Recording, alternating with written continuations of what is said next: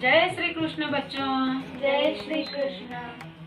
देखो आज हम लोग है ना एक प्रात्यक्षिक देखने वाले हैं। तो आप मुझे मैं सवाल पूछूंगी, आप मुझे जवाब देना है, ठीक है ना? हाँ। तो देखो आपको दिख रहा है इसमें कौन है?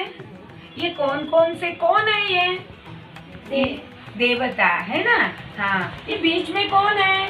लक्ष्मी। बिल्कुल सही बताया। ये कौन है? सरस्वती। बिल्कुल सही। और ये गणेश जी। गणेश जी। मुझे बताइए ये लक्ष्मी जी काय की देवता है? धन की। बिल्कुल सही। और गणेश जी आप बताओ? ज्ञान और बुद्धि की। बिल्कुल सही। और ये सरस्वती जी काय की देवता है? विद्या की। बिल्कुल सही बताया आपने। अब मुझे बताइए ये विद्या की, ये धन की देवता है ना, तो इनका उत्सव कब आता है? कार्तिक। कार्तिक महीना। बिल्कुल ठीक है। और ये कौन है? ये गणेश जी का उत्सव कब आता है? मराठी अपने जो भारतीय महीनों बताना है ना, अक्टूबर नवंबर नहीं बताना है। ये कौन है? गणेश जी। इनका उत्सव कब आता है? भाद्रपद शुक्ल चतुर्थी। बिल्कुल सही। और ये सरस्वती जी का पूजा कब होती है पता है आपको? माघ शुद्ध पंचमी। अरे आप तो बहुत होशियार हो, आपको पता है उस दिन को क्या बोलते हैं? वसंत पंचमी। बिल्कुल सही। वसंत पंचमी शारदोत्सव करते हैं, बहुत बड़ा उत्सव मनाया जाता है। तो अब देखो ये जो लक्ष्मी जी है ना, धन की देवता, ये आपको कभी डायरेक्ट लाके दिया है क्या धन? नहीं दिया है ना, फिर भी हम इन्हें प्रणाम करते हैं, है कि नहीं? तो ये सरस्वती जी, हम तो इनकी रोज ही पूजा करते हैं ना। आप पढ़ाई जो करते हो तो रोज की पूजा ही है। और गणपति जी की पूजा तो कितने दिन चलती है उत्सव? 11 दिन। लेकिन ये सरस्वती जी, गणपति जी, ये और लक्ष्मी जी, ये सभी देवताओं को हम प्रणाम करते हैं, सही बात? तो लेकिन आपको ये धन की देवता लक्ष्मी जी कभी धन दिया है क्या डायरेक्ट लाके? नहीं दिया। ये सरस्वती जी की रोज रोज पूजा करते, कभी धन दिया है आपको? नहीं दिया। और ये गणेश जी 11 दिन इनका उत्सव करते हैं, फिर भी कभी हम लोगों को बुद्धि और ज्ञान कम है बेटा, ले लो आपको ये मैं देता हूँ, ऐसा डायरेक्ट कभी दिया है? नहीं दिया। फिर भी इन्हें पूजा प्रणाम करते हैं हम लोग, है कि नहीं? क्योंकि हमारे घर के बड़े बुजुर्ग बोलते हैं कि भगवान है, इन्हें प्रणाम करो। और परीक्षा के दिन तो ज्यादा ही करते हैं ना, मुझे पास कर दो, मुझे पास कर दो, है ना? तो प्रणाम तो इन्हें करते हैं। अब जबकि आप मुझे ये बताइए हमारे धन की कमी, यानी हमारी जो दैनंदिन आवश्यकताएं हैं उसे कौन पूरा करता है? जैसे कि हमारे कपड़े, हमारी पुस्तकें, कॉपी, कौन पूरा करता है? पापा। हाँ, अपने पिताजी पूर्ण करते हैं। तो हमारे धन के देवता कौन हुए हैं? पिताजी। बिल्कुल सही। और कल्पना करिए, बिल्कुल एक छोटा बच्चा होता है 2-2.5 साल का, उसको लिखना तो आता ही नहीं है, लेकिन फिर भी उसकी माँ उसे क्या करती है? हाथ में पेंसिल पकड़कर लिखना सिखाती है। पहले कौन सिखाती है? माँ सिखाती है। तो अपनी विद्या की देवता कौन हुए? बिल्कुल सही, अपनी माता जी है। और हमें विद्यालय जाने के बाद, स्कूल में जाने के बाद हमें ज्ञान कौन देता है? हमारे शिक्षक, गुरुजन। इसका मतलब क्या हुआ? हमारी ज्ञान की देवता कौन हुए हैं? शिक्षक। धन के देवता कौन हुए हैं? पिताजी। और विद्या की देवता कौन हुए हैं? हमारी माता जी। तो मुझे बताइए, इन जिन भगवान को कभी देखा ही नहीं है उन्हें तो हम प्रणाम कर लेते हैं, लेकिन जो हमारे सही में प्रत्यक्ष में माता पिता है उन्हें हम कभी प्रणाम करते हैं क्या? नहीं करते। तो फिर क्या करना चाहिए बोलो? से प्रणाम करना चाहिए। बस प्रणाम तो कर लेंगे हम लोग, लेकिन कभी उनकी बात सुनते हैं क्या? उनका आदर करते हैं क्या? क्या करते हैं? उनका अनादर करते हैं। हाँ, तो क्या ये सही है? नहीं है ना। तो फिर हमें क्या करना चाहिए? आज से हम अपने माता पिताओं का आदर रखेंगे, बड़ों को उल्टा जवाब नहीं देंगे और बड़ों के पैर पड़ेंगे। प्रणाम करेंगे। बिल्कुल सही कहा आपने।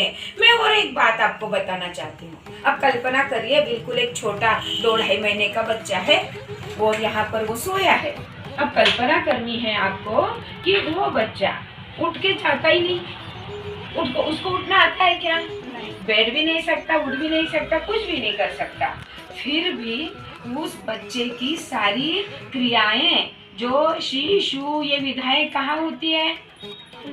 उसी के बिस्तर में, है ना? क्योंकि वो उठ ही नहीं सकता, क्या करेगा वो?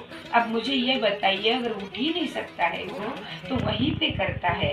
अभी आपको मैंने किसी को बोल दिया, बेटा इसको साफ करके लाओ, तो आप क्या बोलोगे?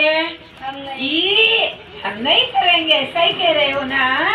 हाँ, अब कल्पना करिए, हम भी तो छोटे थे, क्या एकदम से इतने बड़े हो गए? छोटे थे ना, स्टेप बाय स्टेप बड़े होते गए हम लोग। तो आप कल्पना करिए, आप भी 2-3-4 महीने के, साल भर के हुए, तब तक हम क्या करते थे? अपने बिताने सब कुछ करते थे। और अगर हमारी माँ बोल देती ये गंदा काम मैं तो नहीं करूँगी, हमारा क्या होता बोलो? हम इतने बड़े हो नहीं सकते। और क्या होता? बीमार हो जाते, उस गंदगी में ही पड़े रहते। फिर बड़े कैसे होते? बीमार होकर पता नहीं मर भी जाते। सही है कि नहीं बोलो? है ना? तो फिर इतने उपकार उनके हम पर है, पिताजी का है। पिताजी कितना काम करते हैं हमारे लिए, कमा कमा कर लाते हैं, हमारी सारी आवश्यकताओं को पूरी करते हैं। स्कूल में जाने के बाद हमारे विद्यालय में हमारे गुरुजन, शिक्षक जन हमें पढ़ाते हैं। अगर वो भी सोचते पढ़ते तो पढ़ने दो, नहीं तो जाने दो, मैंने तो सिखाने का काम कर दिया, तो फिर हमारा क्या होता? हम ज्ञान हमें मिल नहीं पाता।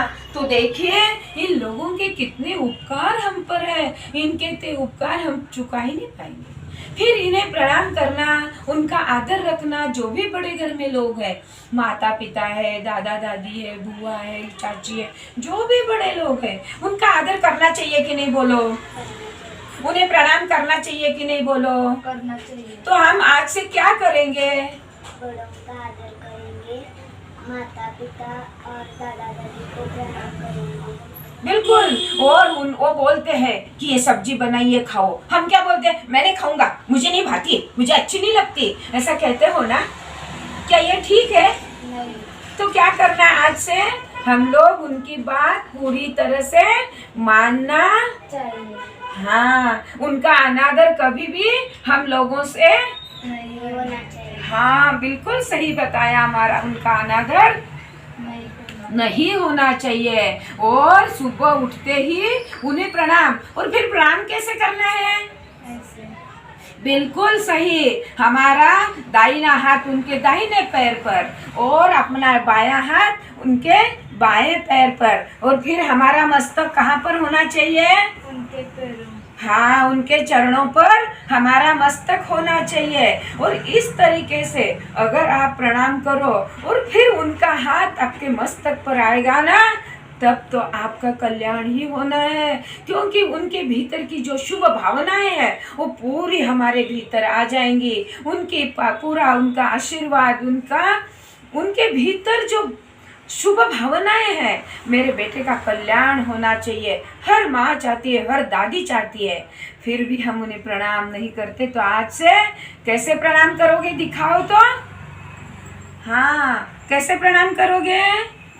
हाँ, और उनके मस्तक पर ये हाथ ऐसे रहना चाहिए, तब आपका बिल्कुल कल्याण ही होना है। बहुत आपका कल्याण होगा, आपका जीवन उज्जवल बनेगा और आप जीवन में बहुत कुछ मिलाओगे। जीवन में आप यश ही यश प्राप्त करते जाओगे। इस तरीके से तो करोगे ना आज से? पक्का? पक्का। वादा करते मेरे साथ? चलो, मैं कहूंगी वादा और आप बोलोगे पक्का। वादा। तैयार सभी लोग? चलो, वादा, पक्का वादा। वादा, पक्का वादा। वादा, पक्का वादा। बिल्कुल पक्का वादा। करोगे ना? हाँ। बिल्कुल। देखो आज जो भी लोग इसे देख रहे हैं इस वीडियो को, उन लोगों को भी मैं आह्वान करती हूँ, आज से आप लोगों को भी इस तरीके से प्रणाम करिए, बड़े लोगों का आदर करिए, उनकी बात मानिए, क्योंकि हमारे कल्याण के लिए वो करते हैं। माँ रसोई भी बनाती है तो कितनी मेहनत से बनाती है, और हम तुरंत कह देते हैं मैं नहीं खाऊंगा, मुझे नहीं भाता। क्या ये ठीक है? आज से ऐसा हम करेंगे नहीं। पक्की बात? पक्की। जय श्री कृष्ण बच्चों। जय श्री कृष्ण।